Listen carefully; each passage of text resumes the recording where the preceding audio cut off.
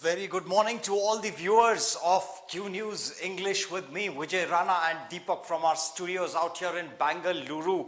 And today is the final day, and today we will have the results of elections in 5 poll-bound states.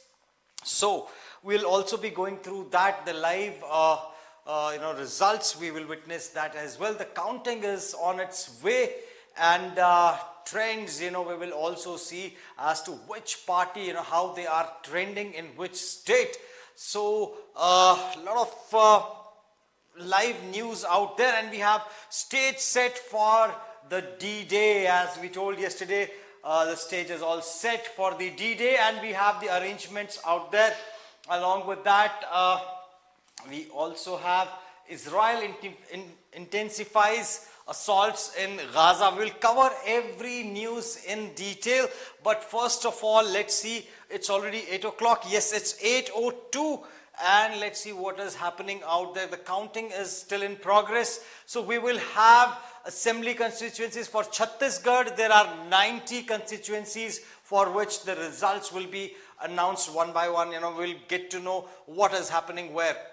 And for Madhya Pradesh, we have 230 seats that are being contested for by various parties. For Rajasthan, we have 119, and for Telangana, again it is 199, and for Telangana it is 119, my apologies. So let's see, counting is in progress right now for Nagaland. And why Nagaland? Because there were by-polls to be conducted in Nagaland as well. And moving on, result trends of Mizoram starts from 8 a.m. Let's see, they are still, it has not gone live. In the meantime, let's see what is happening out there in Gaza. So yesterday, the small truce, there was a pause that was given to the ongoing battle between Israel and Hamas. Hezbollah had also joined hands, and Israel was being attacked from 2 sides, but the bombing has now been intensified, and Israel does not want to leave any stone unturned. And we also have a big announcement coming in from Israel's side that Mossad, they're like the way we have our security agencies. Similarly, Mossad is the security agency for Israel, and they have announced that each and every person of Hamas, or the leaders of Hamas, they are not there in Palestine right now. So they are all, the leadership of Hamas is residing in different countries, be it Turkey, one of them, or they're the other neighboring countries. They have taken shelter in other countries. So Mossad is all set to eliminate them one by one. They will not leave them, they are not going to spare them basically. So and Mossad is known for conducting its operations. They have declared it. So for example, right now, the way Canada is baselessly accusing India of killing Hardeep Singh Nijjar on the Canadian soil, and they say it is not a good practice, or what. India has not done that. But why India should not be doing it is the big question. When United States of America can go to Pakistan, a sovereign nation so to say, but then when they can kill Osama bin Laden on the soil of Pakistan, what stops India from killing a designated terrorist on the soil of Canada? That should be done, and that is what has been announced by Mossad, that we will kill the terrorists in whichever country they are present. They are not going to stop unless and until all the leadership of Hamas has been taken down. And owing to which, now Israel on Saturday escalated its offense in the southern strip of Gaza, marking a resumption of hostilities after week-long truce with Hamas. The renewed military action has sparked concerns about civilian casualties. Since the conflict reignited on Friday morning, at least 178 Palestinians have lost their lives. Now, how did it get reignited? There were two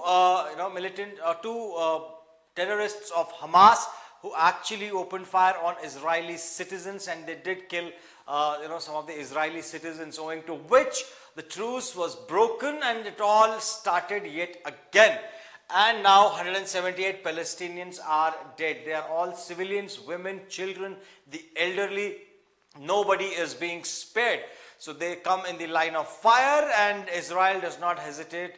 It's a collateral damage. It is really sad to see the state of affairs prevailing out there. Our hearts, bleed out for Palestinians, but then what about their own fellow brothers and sisters? The people from Hamas, they have no regard, no value for the life of those Palestinians. Why don't they lay down their arms and surrender so that the women, children, elderly men can be saved? The civilians precisely can be saved. Why don't they, give up arms? They just need to announce that we will not be fighting anymore. That's all. They just need to dismantle their group. But no, they are not going to do that. If civilians die, it's all right for them. That is what their purpose is, to accuse Israel of, on humanitarian grounds, to gain some sympathy and accuse Israel of atrocities over civilians. That is what they wanted, and it is happening yet again. So, moving on, we have 7.6 quake strikes Philippines, and mountains crying out for help, says UN. Now we had the COP meeting, the COP28 meeting, in which the name is UN General Secretary Antonio Guterres underscored the crucial role of ongoing annual climate talks in addressing the pressing needs of developing nations. Now, he also stressed that the ice on Himalayas, there are a lot of glaciers also in Himalayas, so it is melting rapidly. In last 30 years, there has been a meltdown of these glaciers, and owing to the level of pollution and also the greenhouse effect, global warming, all right, unable to determine the effects of greenhouse gas pollution, yes. So it is not that there is pollution in India owing to which the ice on Himalaya is melting. It is also the scenario. What is the greenhouse effect? Now something might be happening in the United States. If the pollution level in the United States goes up, it will have an impact out there in the mountain ranges of Himalayas. So that is how it works. And we have good news also coming in for all the space events lovers. So Aditya L1 begins its operations, confirms ISRO. So another feather in the cap for India, as they have now Aditya L1 stationed in the Lagrange 1, and it has now started conducting its experiments. And also owing to the warning of the fishing boats, what a scenario it is. All the fishing boats have been harbored in Chennai following a heavy rainfall forecast owing to the cyclone Michang in the Bay of Bengal. So there will be a cyclone in the Bay of Bengal, and warnings were issued, and after which every fishermen have parked their small boats. They are not going out there in the sea to fish, and ready for discussions on all issues, says Center. So this is in regards to the upcoming winter session, and they have bills ready to be discussed in the House. So, and BSP demands nationwide caste census. So earlier it was Congress which was pressing the government to have a caste-based census. It was already done in Bihar, and they were demanding it to be done nationwide. And now BSP joins hands with Congress, and they are also demanding a nationwide caste census. And moving on, we have South Korea launching a spy satellite. And while we do this, while I refresh this, let us see what is happening.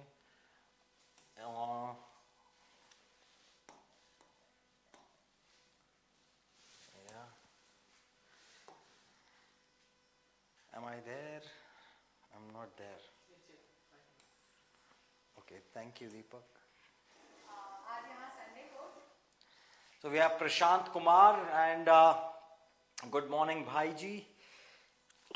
Excuse me.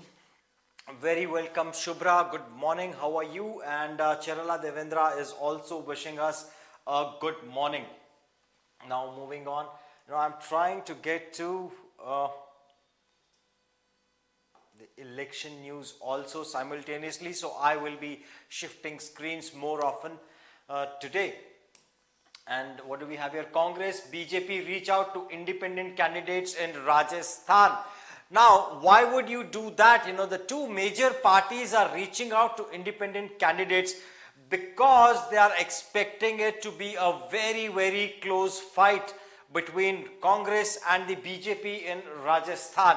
So who plays the major role? The other parties, the remaining parties. If they are able to woo the independent candidates, they will be able to form the government as well. So they will also attempt to actually get in touch with the MLAs of the other party, the close contestant, and they would want to, they would want them to quit the party which wins and join their own, and then they can form the government. So a lot of equations will form, and a lot of decisions will be made. A lot of money will also exchange hands.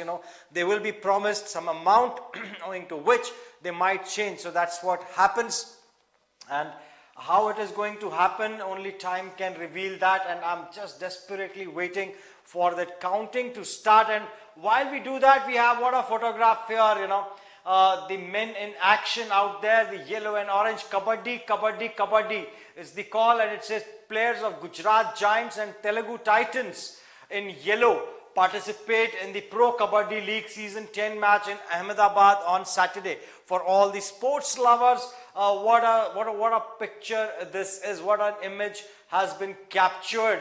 Look at the acrobatics of this young lad from Telangana, and who is going to win, we will see in due course of time. Moving on. Liquor case, ED files charge sheet against Sanjay. So the Enforcement Directorate on Saturday filed a supplementary charge sheet against AAP MP Sanjay. He is the second man. So there was a money laundering case that was registered, and two of the ministers of Aam Aadmi Party are now behind bars, and a supplementary charge sheet has also been filed against Sanjay. So, and even Telangana will be impacted by this, because Kavita, the daughter of the Chief Minister of Telangana, her name has also popped up in the investigations. And AP stops water release from Sagar Dam. There was a conflict going on for the Nagarjuna Sagar Dam, owing to which the Andhra Pradesh police had actually barricaded half of the barrage, and they wanted to take control of one half and leave the other half for Telangana. But now the center pitched in, CRPF was deployed, the police forces of Telangana and CM and Andhra Pradesh were asked to give way to the center, and they will be the ones controlling the security. Now 77 who went missing in Sikkim flood are dead, says Chief Secretary. So the bodies of those 77 people, a couple of months ago, there was a heavy rainfall, owing to which a cloudburst was also speculated, and 77 people went missing. There were no whereabouts, their bodies could not be found. They were not declared dead till now, but today is the day when 77 who went missing in Sikkim flood are pronounced as no more, they are dead. So really shocking news for their families. And I would also like to see, we have Emonical Gaming along with Shiva Kumar wishing us all a good morning. And still, for how long the counting will be in progress? No results coming up just now. And let me refresh and check. Still the counting is in progress. No results yet. Let me check on my cell phone as well. Let's see if there is anything that is happening around and I can bring it to you live. No, it is still, we have to wait for some more time. So that gives me time to read the other newspapers and their headlines. Court to conduct Imran Saifur trial in jail. What date is it? No, I'm reading a stale newspaper. I think I did not get today's newspaper because I read this yesterday. And let's see what's up with what happened out here.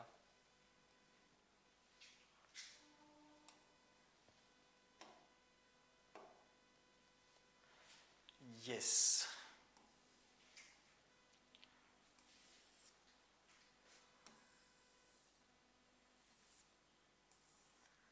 Battling water woes in the land of tragedy. Is this the headline? Are these the headlines?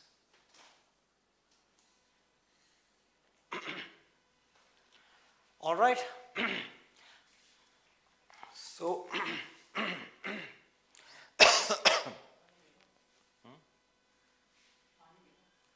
yeah, that's okay. So, India not among 118 nations that pledged to push green energy. As many as 118 countries signed a pledge to triple installed renewable energy capacity by 2030. You know, the ongoing COP28 climate summit in Dubai, 118 countries have signed the pact that they will be working to have the renewable energy capacity increased by 2030. India was not one amongst them to sign this. The other conspicuous absence is that of China, the country that has world's largest installed renewable energy capacity.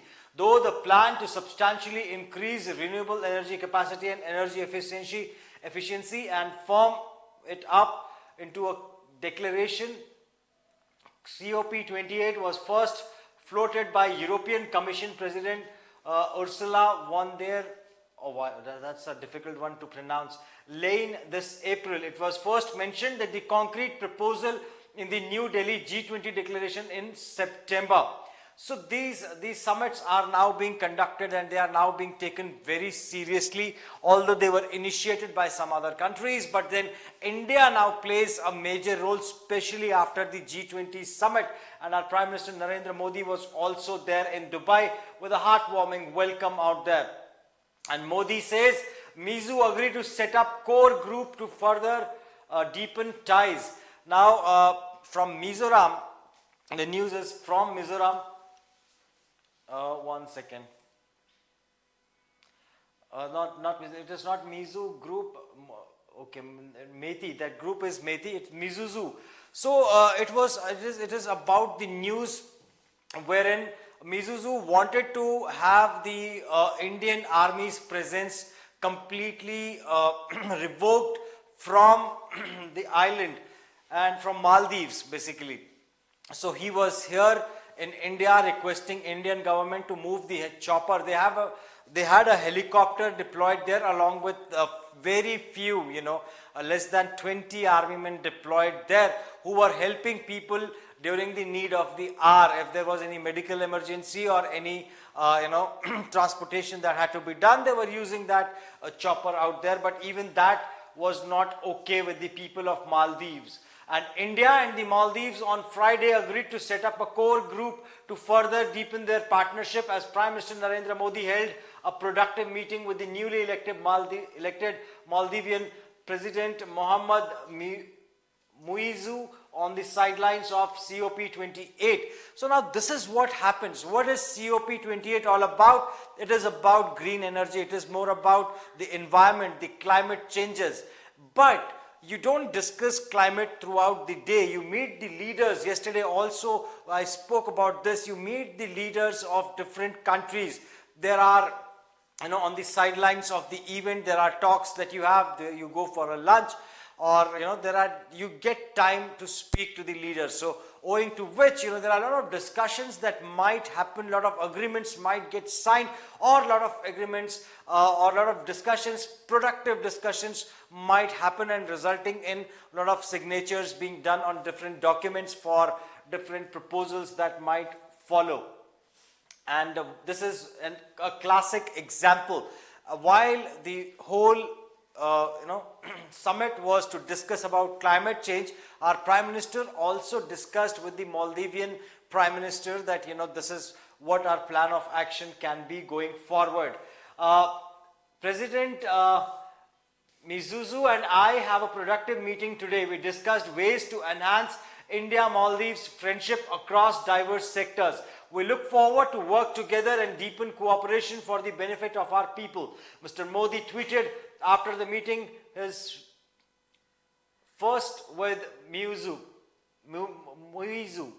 According to the Prime Minister's office, the two leaders discussed ways to further bolster India-Maldives relationship in sectors pertaining to economic relations, development, cooperation and people-to-people ties. The Prime Minister congratulated Mr. Muizu on his assumption of office as the President of Maldives. Alright, and he's in Chinese influence, I believe. Kashmiris in Kashmir, beating cold and Patriche with a mouthful of winter's warmth. So it is extremely cold. It is the month of December. India is experiencing winter, and the Kashmir, why am I reading about food?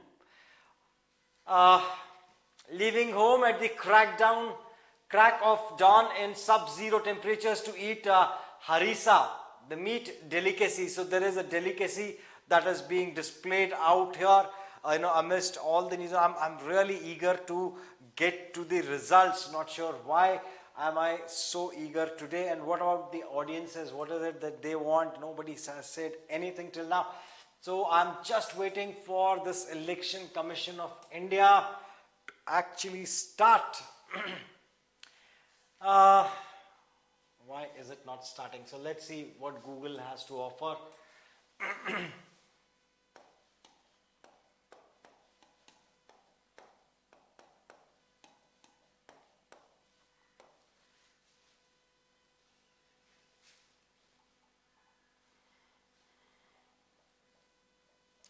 So let me just see if I can get some numbers out there. No, I don't want to sign in. Still nothing, still nothing, still nothing.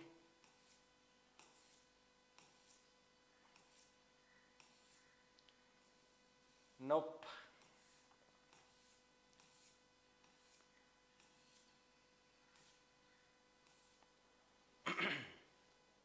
So people, let me know in the comment section if you see anywhere, not on YouTube, but on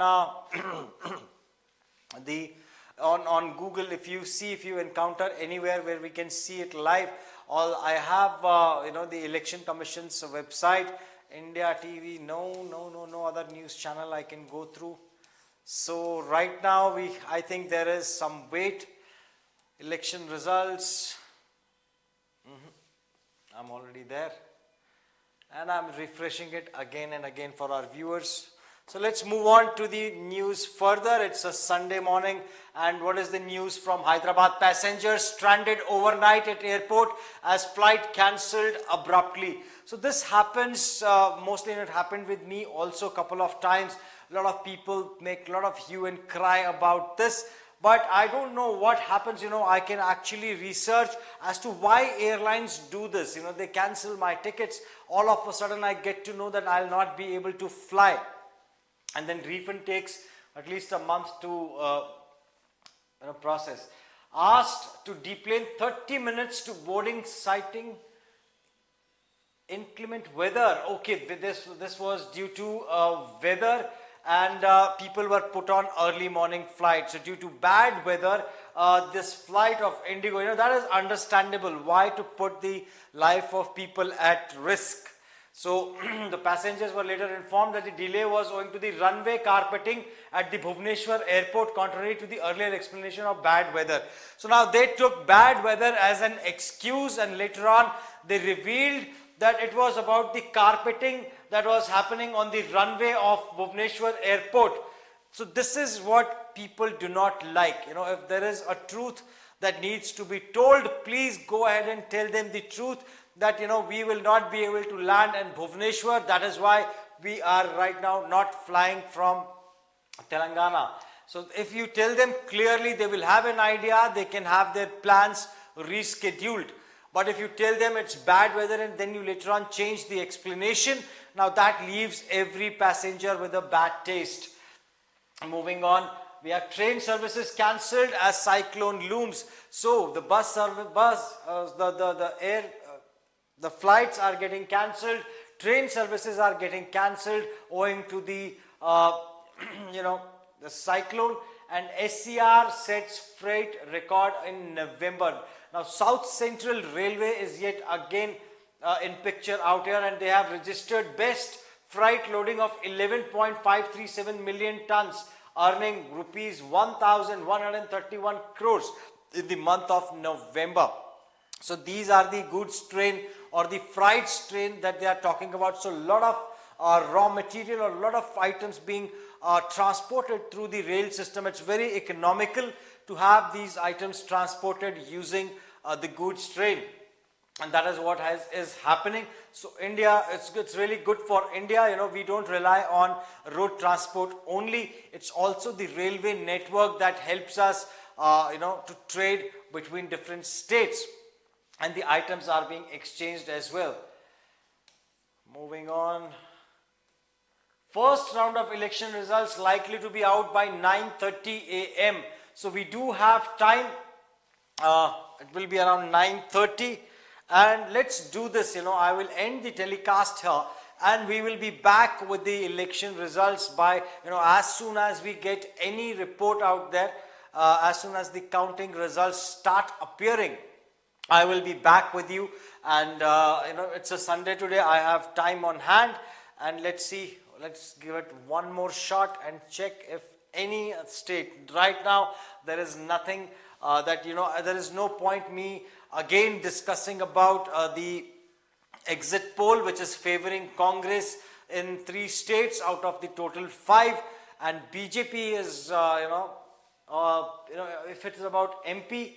Now how the equation is in Chhattisgarh, it is looking like it is very, very favorable situation for Congress in Chhattisgarh and Telangana. And in Madhya Pradesh, BJP is looking really strong if we follow the exit polls. And in Rajasthan, it is going to be a neck-to-neck race. That is the reason we just saw the news that the independent candidates play a very important role right now. So I'll keep the telecast very short. It's only a 26 minutes telecast that we'll have right now, but I'll be back in action with all of you. So please stay tuned. Wait for our next notification. Till then, Jai Hind.